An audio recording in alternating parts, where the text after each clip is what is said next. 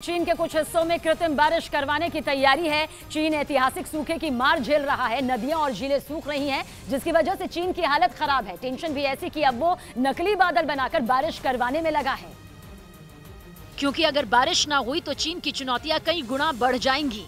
चीन की कोशिश यही है कि किसी भी कीमत पर जल्द से जल्द बादलों को बरसने पर मजबूर किया जा सके। इसलिए चीन में वैज्ञानिकों की टीमें गाड़ी में रॉकेट जैसे दिखने वाले कुछ उपकरण लेकर गांव-गांव घूम रहे हैं। बादलों की तलाश हो रही है। तकनीक का पूरा जोर लगाया जा रहा है। शिद्दत से कोशिश हो रही है कि बादलों की शांति को भंग किया जाए। ऐसा इसलिए क्योंकि चीन ऐतिहासिक सूखा झेल रहा है। गर्मी से लोग बेहाल हो रहे हैं। पीने के पानी तक का संकट खड़ा होने लगा है। सबसे बुरी हालत है किसानों की। आसमान पर टकटकी लगाए बैठे चीन के किसानों का इंतजार खत्म होने का नाम नहीं ले रहा। अगर उनका इंतजार थोड़ा और लंबा हो गया तो फसलें चौपट होनी तय है। और यही चीन की सबसे बड़ी चिंता है। इसलिए वहां क्लाउड सीडिंग करवाई जा रही है। इसे कृत्रिम बारिश भी कहते हैं। ये कोई नई तकनीक नहीं है। दरअसल दुनिया के बहुत सारे देशों के पास क्लाउड सीडिंग की तकनीक है।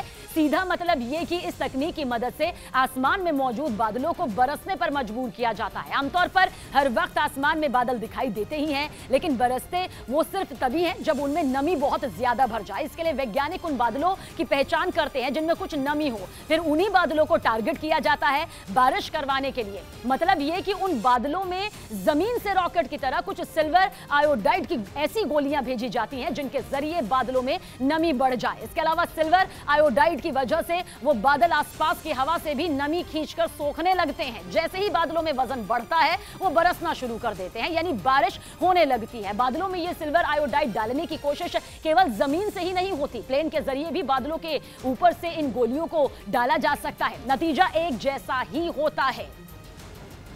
लेकिन चीन के लिए ये सिर्फ बारिश नहीं है, बल्कि चीन के लिए ये मुसीबत से निकलने का मौका है। चीन की हालत जल बिन मछली जैसी है। बिना पानी के उसके कई प्रांत बेहाल हैं। दावा ये है कि चीन में इस बार की गर्मी ने पिछले 61 साल का रिकॉर्ड तोड़ दिया। कई जगहों पर भीषण गर्मी की वजह से खड़ी हुई फसलें भी मुरझा गईं।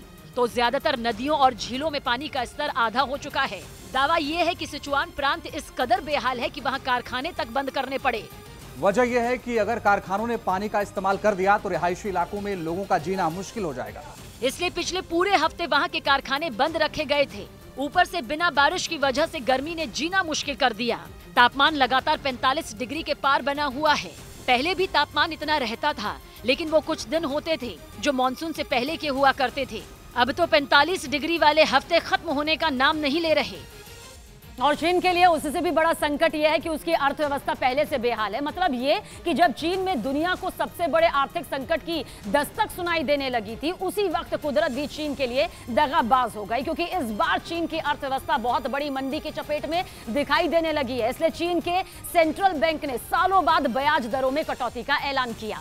पिछले हफ्ते जब ब्याज दरें घटाई गई तो दुनिया को साफ संकेत चला गया कि चीन को बहुत बड़ी मंदी का डर सताने लगा है। ऊपर से चीन का रियल एस्टेट सेक्टर पहले से ही मंदी की मार झेल रहा है। बिल्डरों से लेकर खरीदारों तक, बैंकों से लेकर निवेशकों तक सब घुटनों पर आ चुके हैं।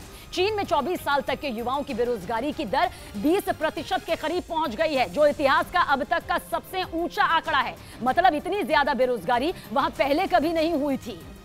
और जब चीन की हालत इतनी खस्ता है, उसी वक्त मौसम ने भी उसे बेहाल करने में कोई कोर कसर नहीं छोड़ी। हालांकि परेशानी केवल चीन की ही नहीं, गर्मी ने तो इस वक्त पूरी दुनिया की ही हालत खराब कर रखी है, जिसकी वजह क्लाइमेट चेंज को माना जा रहा है। भारत में भी कई नदियां ऐसी हैं जो सूख रही हैं। इसके अलावा इजराइल की प्यास बुझाने वाली कुछ बड़ी झीलें सूख चुकी हैं। इसका असर ये है कि वहाँ रिवर्स ऑस्मोसिस तकनीक का पहले से ज्यादा इस्तेमाल होगा। ये वो तकनीक है जिसके जरिए समंदर के पानी से नमक को अलग करके उसे पीने लायक बनाया जाता है। लेकिन इसके लिए जो मशीनें चलती हैं वो ईंधन से चलती हैं। ज्यादा मशीनें चलाई गई तो प्रदूषण ज्यादा होगा। प्रदूषण ज्यादा हुआ तो नदियां और झीलें ज्यादा सूखेंगे। मतलब ये कि कुदरत का ऐसा चक्र जिसने इजराइल की हालत खराब कर दी। यूरोप की नदियां पहले ही सूखी हुई हैं। यूरोप को तो इस वक्त नदियों के रूट की जरूरत व्यापार के लिए भी थी, लेकिन गर्मी की वजह से नदियां सूख गई हैं और यूक्रेन की जंग के बीच नदियों ने भी यूरोप की अर्थव्यवस्था पर हथौड़ा चला दिया। यही हाल दुनिया के कई मुल्कों का है। क्लाइमेट चेंज का असर ये है कि कहीं बरसात बिल्कुल नहीं हो रही और कहीं बारिश थमने का नाम नहीं ले रही।